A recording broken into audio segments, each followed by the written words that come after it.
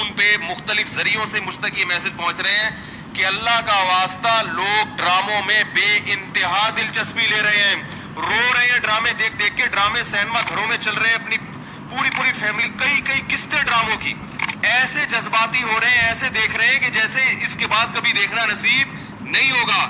اور بڑی تعریفیں, ایسا ڈرامہ, ایسی فلم. تو میرے بھائی یہ لغویات ہیں, یہ وہ چیزیں ہیں جن میں ٹائم ویسٹنگ کے علاوہ کچھ بھی حاصل نہیں ہوتا. جو لوگ ان چیزوں میں دلچسپی لے رہے ہیں, اللہ کے قرآن کے مطابق ان میں جنت کی علامت نہیں پائی جاتی. آپ ڈرامے دیکھتے دیکھتے قبر میں چلے جانا, یہ ڈرامے آپ کو اللہ کی جنت سے ہمیشہ کے لیے محروم کر سکتے ہیں. آپ کہہ سکتے ہیں انٹرٹینمنٹ ہے نا, تو یاد رکھو ایک انٹرٹینمنٹ جائز ہوتی ہے جو آپ کی صحت کے لیے اچھا ذریعہ بنتی ہے, آپ کے دماغ کو فریش کرتی ہے. ایک انٹرٹینمنٹ وہ ہوتی ہے جو آپ کے جذبات سے کھیلا جا رہا ہو اور آپ کو غلط میسج دیے جا رہے ہو.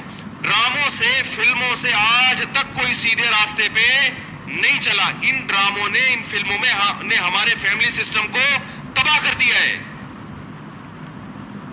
کیسے ڈرامے دکھائے جا رہے ہیں. طلاق دینے کے بعد بیوی اسی گھر میں رہ رہی ہے.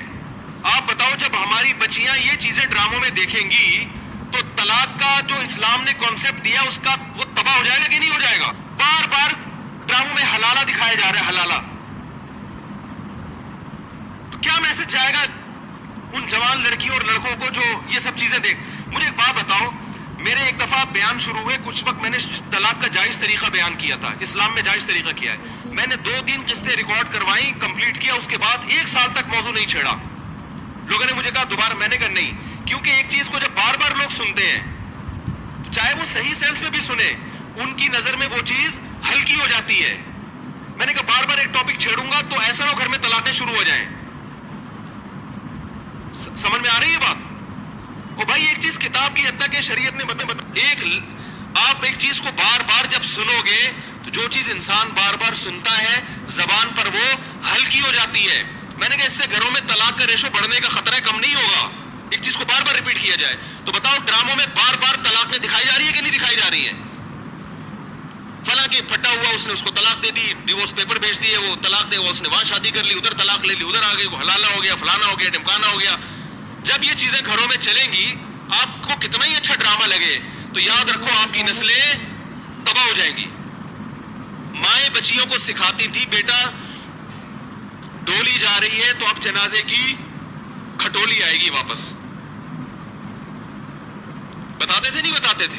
ہم تو بچپن میں سنتے تھے, بھائی ڈولی جا رہی ہے اب جنازے کی کھٹولی آئے گی, طلاق لے کے نہیں آنا. ہاں جہاں جائز طلاق ہے ہم تو کہتے ہیں کہ وہ جائز ہے, اس میں اتنا ظلم جائز نہیں ہے کہ بچی کو بیڑا غرق کر دی ہو پھر بھی آپ علیحدگی.